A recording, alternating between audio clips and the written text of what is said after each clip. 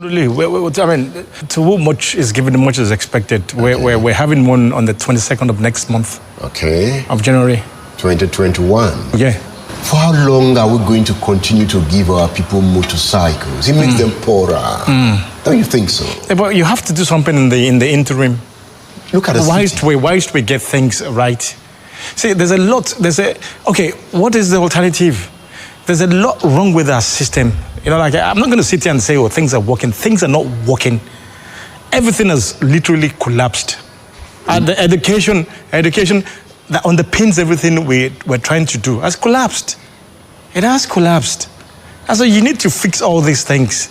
Since 1999, members of the political class have been giving out Okada, grinding machine. The more they give out these tools, the poorer the people become. No, I don't think so. I disagree with you. If you have somebody, say a woman who can sew clothes, for instance, and she doesn't have the money to buy a sewing machine, and then you help her out, how? You've helped her, haven't you? But you see, you've taken her off the street. In the short run. Yeah, I don't like. See, when you give Okada, it does not necessarily mean you have to work with it. You could use it on the farm, to travel from your house to the farm. So how do we explain the increasing poverty in the land, despite this intervention? Poverty would always increase because there's nothing working. I just mentioned the issue of education, for instance. It has collapsed. It has collapsed. Then we have to change the way we do the things we do. We have to change this empowerment. No. There has to be empowerment in the interim. It doesn't stop us. You have to do it in parallel. When we say things will change, it's not going to change overnight. Even if you amend the constitution and you then have a true federal system, it's not going to change overnight. In the interim, what do? My own take is, let us build our institutions, our educational sector, build it health. You know, so people are healthy, people get educated, and when people are educated, they begin to see things differently. But we are not building those sectors. That's the point I'm making. Instead of politicians building those sectors, you hear them empowering people, giving them. Our education system is dying. I agree with you, Edmund. I'm saying the system we have does not encourage political office holders, particularly the ones in the executive, to do more. Because at the end of the day, what can you do? You know the Constitution is holding you down. But in a system where once you free the states, and the governors know that they will be held responsible, that the buck stops on the table, then they will be forced to perform. And not just that, you won't just get elected, you have to tell people what you will do. But the way the system is now, you know, it's just like, you talk about political leaders. What about the followers? So the system we're running is just wrong. It's not working and won't work. And we must tear down the system. Gradually. Yeah, I've never been a fan of doing things, let's just, tear the whole thing down. No, it won't work. So you are a gradualist. Yes. What is your message to the youths? Because they might be out again. See, in the case of the youths, I feel very sorry for them. I left University of Ibadan, 1987, and when we gained admission in 1984, we had high hopes. There were stories about employees going to headhunt students in school. That was the practice then. But by the time we got midway into our courses, it was clear that wasn't going to happen. And so we left town. I was one of the privileged people that, traveled out of the country.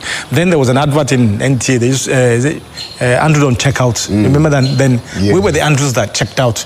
We've checked back in now again. But the point is this. 1987 to now, how many years is that? It's 30-something good years. And then you fast track to 2020. And all these, the graduates, all they do is, I beg to apply. Not their fault. We need to change the curriculum. The curriculum has to be changed to support people with entrepreneurial skills.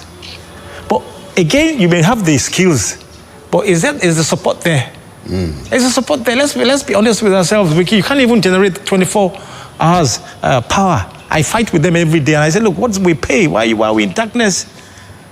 You are in darkness? Well, Senator Folarin. Yeah, sometimes we go maybe 10 hours or 8 hours a day in 24 hours. That's not good enough. That's not good enough.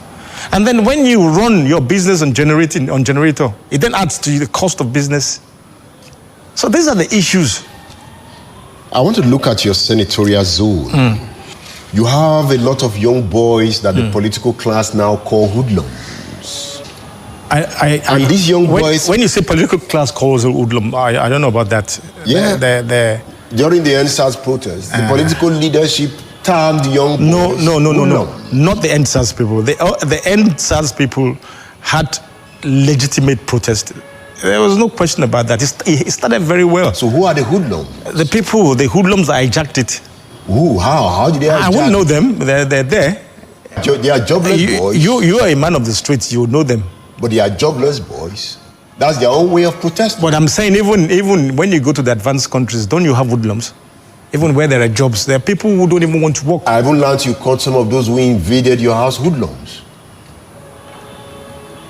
I think the first set of people that the people that planted are hoodlums. Yes. So how do we solve the problems of these hoodlums? Because they are out on the street of Ibadan. Because you educate them. That's what I'm saying. Educate them. Give them proper education to open their eyes. Have you gone to meet them? How am I going to? Even the political leadership is yet to come down. When you say go and meet the hoodlums. Yeah, we know where they are. Well, like I said, you're a man of the people. Yeah. You belong to the street, so you would know them. Where are they? They are in bed. They are in forecall. So you know the guys that came to invade my house. Is that what you're saying? You know the young boys that are jobless. They are everywhere. No. You're saying see them on the streets. No. See, on a more serious note, when you engage them, what I find very disturbing is 10, 15 years ago, when you speak to these guys, they're uneducated. But now, you'll be shocked that some of them will be telling you they have master's degree. It's as bad as that. That tells you it's getting more dangerous. Absolutely. That's what I'm saying.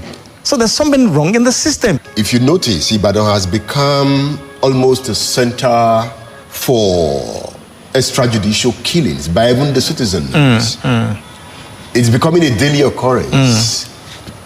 Young boys are being burnt alive from the streets. How do you feel about that? Very sad.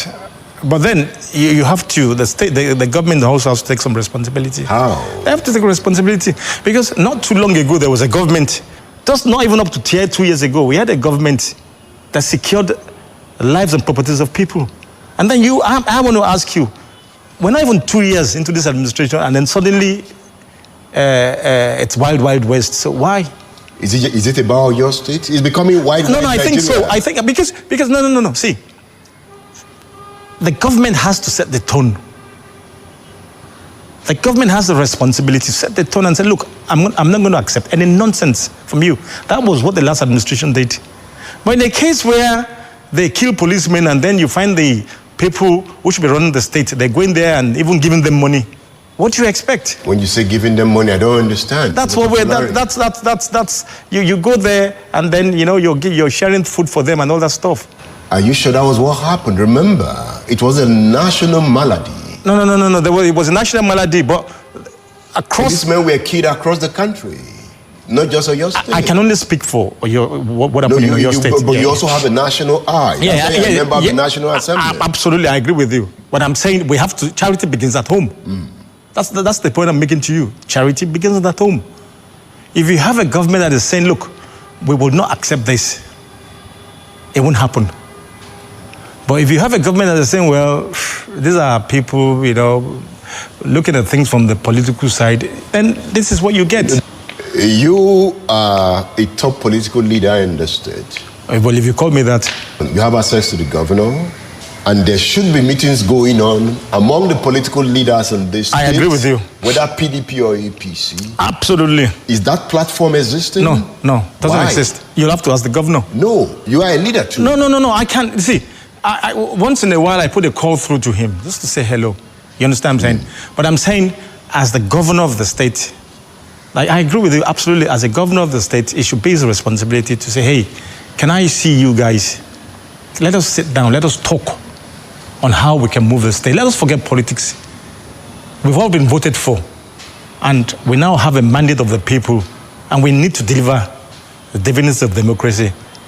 And if there's a synergy between people in Abuja, for instance, we have a very, very unusual system, unusual structure now in the state for the first time. How do I mean? You have the governor who is from a different political party, and then you have 2 senators and 2 senators from 3, 10 House of Rep members from 14 from another party. That's very unusual. That should even make it beautiful. Well, it is. That's what you call balancing. I agree with you, but I'm saying it then behoves on the governor to say, look, we need to build a synergy between Abuja and back home so that we can move the state forward. And that synergy does not exist. Non-existent. Then the APC must take the blame for that too. How? Because you have the balancing to make that synergy exist. How? Tell me. 2 senators from the APC. Yeah. 10 members of Rep. Am I going to call? When you say APC? You can call. No. You can call. You can initiate. The way we have, but it hasn't worked. We have. Have you initiated? We have. We tried in the past. It hasn't worked. It hasn't worked. It hasn't worked. Why didn't it work? You'll have to ask the governor. Because he sits on that. You see, he is in that vantage position to say, I want to see everybody. He's the father of, forget ages. So the governor is more powerful than the senators? Absolutely. That's the point you're making? In the state, yes. The governor runs the state. He's the governor, he's the father. Look, if you vote for a 12-year-old boy as governor, he becomes the father of all. That's just the way it is. In Abuja, we are more powerful. So Sheyi has refused to be the father of Senator Folarin. Not just to Senator Folarin, he has also refused to be father to Senator Buhari and 10 members of House of Reps. I'm not even sure he's a father to his own reps and only senator.